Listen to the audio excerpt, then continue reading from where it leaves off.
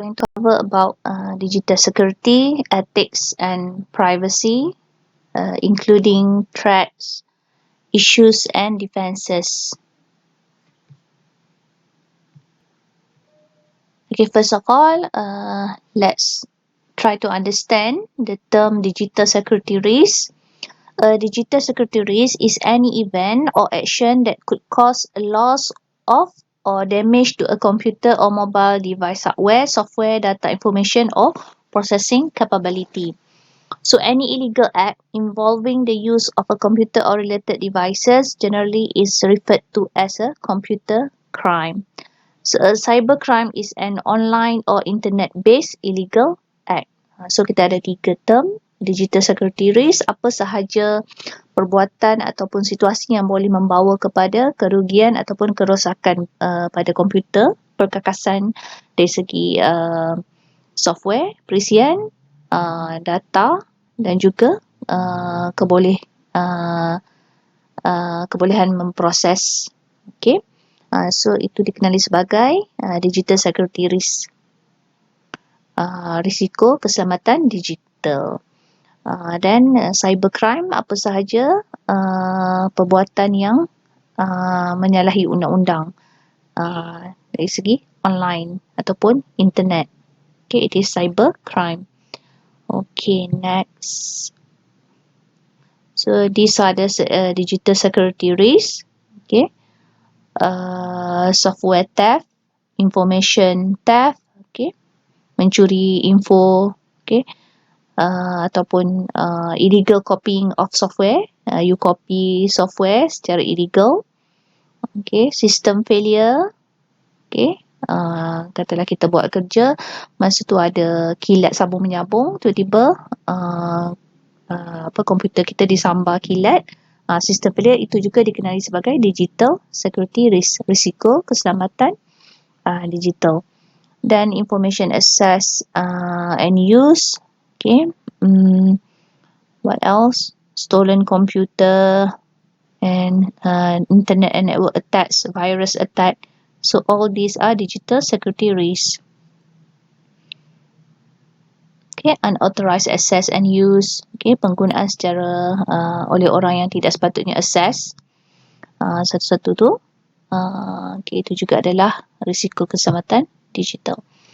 Okay. So these are the terms related to digital security risk. Okay, we have hacker, cracker, script kiddie, corporate spies, unethical employees, cyber extortionists, and cyber terrorists. Okay, yang pertama, let's define one by one. Okay, untuk definition ni saya akan bagi dalam satu nota word, dalam word. Nanti saya akan you boleh attach, you boleh tengok dekat word yang saya attach definition. Okay, in English. Okay, secara ringkasnya, hacker ni adalah orang yang menceroboh sistem komputer ataupun network dengan tujuan untuk okay, hacker ni dia orang yang access illegally computer system ataupun network. And some of them claim their action is to improve the security. Okay, hacker ni dia menceroboh secara illegal satu sistem komputer ataupun sistem rangkaian network. Okay, dan mereka claim, ada kali mereka claim perbuatan hacking tu adalah bertujuan untuk menguji sejauh mana keselamatan satu-satu sistem komputer tu. Dan katanya bertujuan untuk meningkatkan lagi sistem keselamatan yang mereka cuba masuk tu lah, access. Okay, tu hacker. Kalau cracker, okay, kalau cracker tujuan dia sama je, dia access secara illegal juga, tapi dengan intention ataupun niat untuk mencuri data, merosakkan data ataupun apa sahaja perbuatan yang merosakkan, malicious action. Okay, kedua-dua hacker dengan cracker ni dia memerlukan kepada computer skill and network skills. Okay, next is script kiddie. Script kiddie ni dia mempunyai tujuan yang sama seperti cracker tadi. Okay, untuk mencuri data, merosakkan data ataupun apa sahaja perbuatan yang tidak baik. Tetapi skrip KIDI ni dia tidaklah mempunyai technical skill yang hebat seperti cracker ataupun hacker tadi. Jadi biasanya kalau skrip KIDI ni dia menggunakan pre-written script yang dihasilkan oleh hacker ataupun cracker. Dia ambil skrip yang sudah pun dia guna untuk yang pernah digunakan, maksudnya bukan dia tak ada knowledge seperti mana hacker dengan cracker. Okay, next is corporate spies. Okay, yang ni orang yang diupah oleh company tertentu bertujuan untuk mencuri data daripada company lawan. Okay, ataupun corporate spies ni pun mungkin seseorang yang diupah oleh company itu sendiri untuk menguji sistem keselamatan komputer company tersebut. Boleh jadi juga. Itu pun dinamakan corporate spies. Okay, next is unethical employees. Pekerja yang tidak beretika, mungkin dia menggunakan kebolehan dia, sedikit kepakaran yang dia ada untuk breach the system, curi data dan sebagainya. Okay. Next is cyber extortionist. Okay, cyber extortionist ni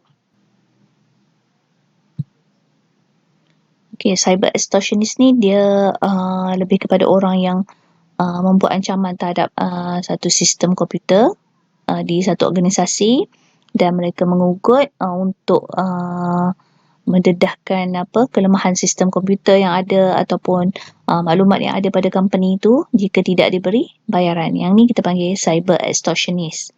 Okay, next is cyber terrorist. Okay, cyber terrorist ni dia lebih kepada orang yang cuba mengganggu gugat sistem komputer ataupun rangkaian bagi sesebuah negara dengan tujuan politik. Okay, mengganggu sistem komunikasi, sistem penerbangan dan sebagainya dengan tujuan melumpuhkan ekonomi dan sosioekonomi satu-satu negara dan sebagainya. Yang tu cyber terrorist. Okay, next. So yang ni ada dalam nota Word yang saya attach sekali. Yang ni, okay, next, internet and network attacks. Information transmitted over networks has a higher degree of security risk than information kept on an organization premises. So maksudnya di sini kalau data yang kita hanya simpan dalam laptop kita, dalam PC di office biasanya, isu keselamatan ataupun risiko keselamatan ke atas information yang disimpan tu tidaklah setinggi bila mana kita membuat pertukaran maklumat secara online. Okay, melibatkan sistem rangkaian ataupun network. Okay, so next yang ni berkaitan dengan internet and network attacks. Bila kita online, okay, kita akan ada additional network attacks berbanding yang tadi. Okay, so malware, short for malicious software. Okay, malware ni adalah malicious software sebenarnya. Ringkasnya dipanggil malware, consists of programs that act without a user's knowledge and deliberately alter the operations of computers and mobile devices. Okay, malware ni sebenarnya ada satu perisian yang berada dalam sesuatu ataupun sesuatu program yang boleh bertindak ke atas komputer ataupun mobile devices kita tanpa pengetahuan kita sebagai pengguna. Okay. So these are the common types of malware. Okay, kalau biasa dengar adware. Adware ni a program that displays an online advertisement in a banner, pop-up window or pop under window on web pages, email messages or other internet services. Okay, kalau biasa you pernah jumpa, you tengah melayari sebarang website, tiba-tiba keluar pop-up window. Okay, iklan itu ini. Okay.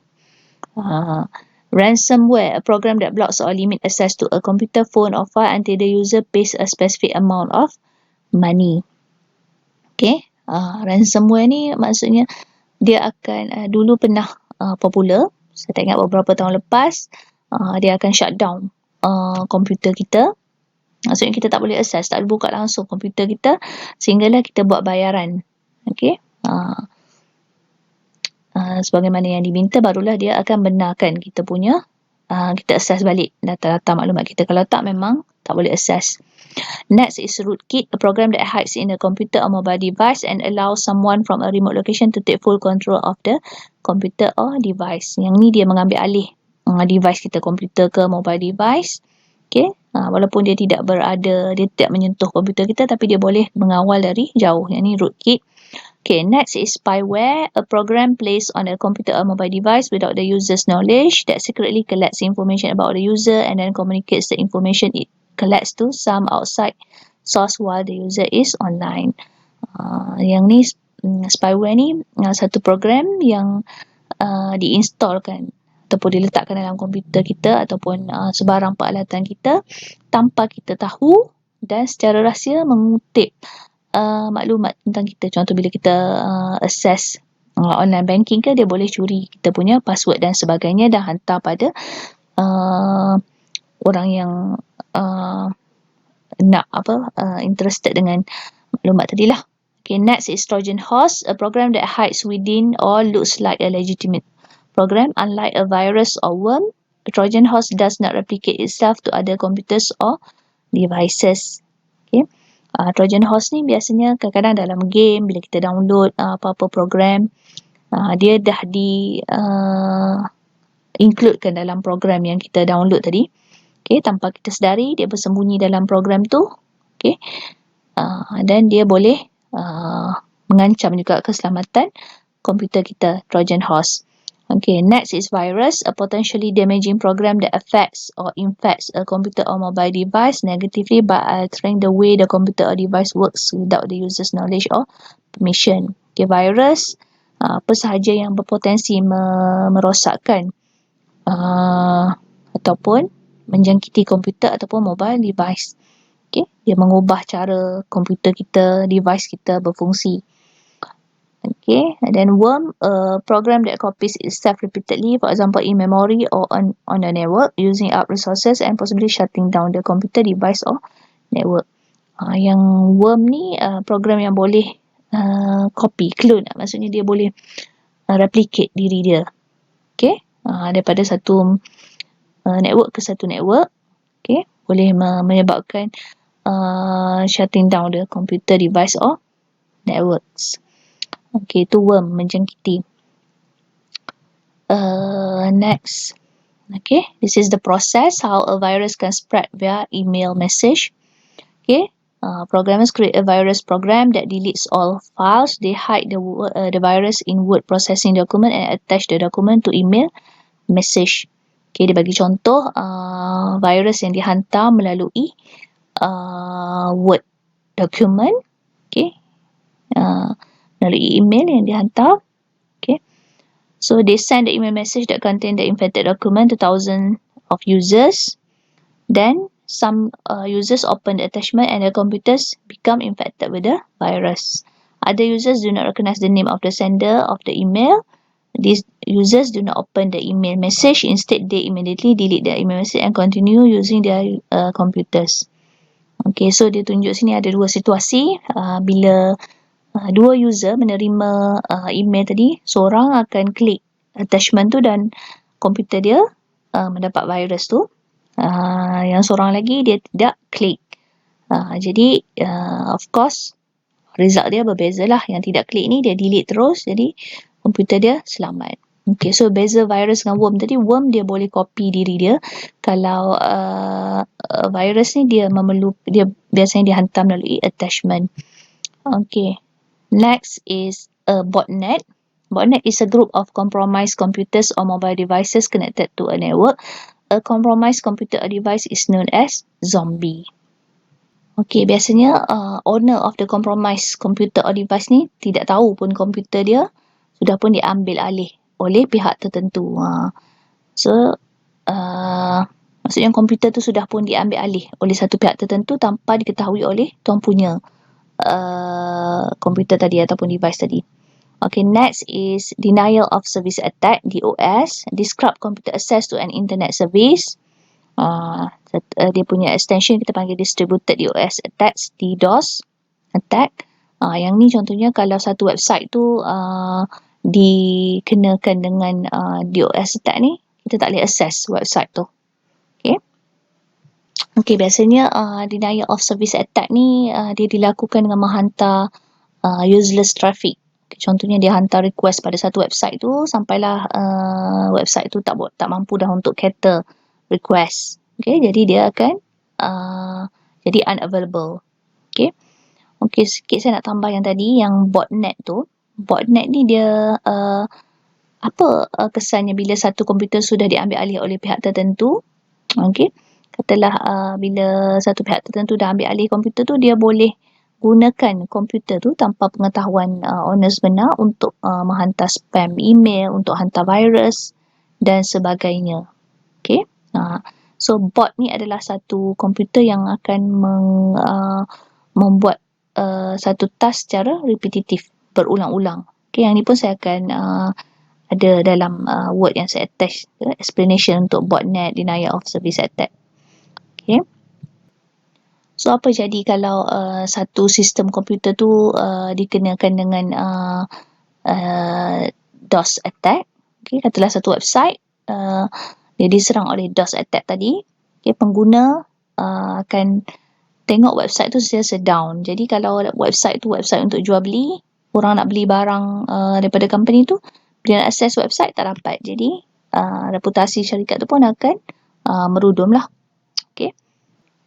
Okay, backdoor is a program or set of instructions. It's a program that allow users to bypass security controls. Okay, biasanya kalau programmer dia orang akan buat backdoor untuk memudahkan mereka testing ataupun writing the program.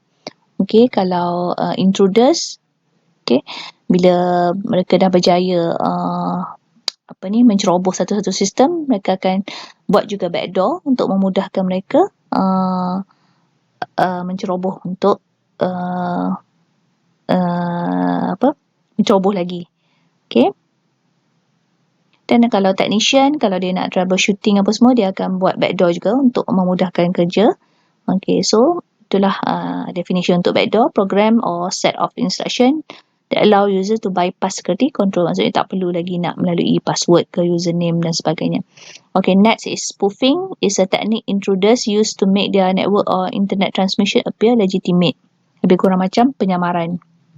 Okay, spoofing ni terbahagi pada dua, IP spoofing dengan email spoofing. So email spoofing ni lebih kepada penyamaran sender. Okay, kita nampak email tu dihantar seolah-olah dihantar oleh sender sebenar. Itu email spoofing. Okay, next kalau IP spoofing. IP spoofing contohnya dia akan memperdaya pengguna ni untuk mempercayai satu-satu website tu adalah website yang sebenar, dan pengguna yang tertipu akan download ataupun provide information penting kepada intruders tadi. Okay, tu kalau IP spoofing. Okay, kalau email spoofing tadi, kita nampak seolah-olah email tu dihantar oleh mungkin kawan kita, tapi sebenarnya intruders yang hantar, dia menyamar, membuat penyamaran menggunakan mungkin email ID kawan kita, dan kita yang terpedaya mungkin akan download attachment tu yang mengandungi virus dan sebagainya. Okay. Okay. Dan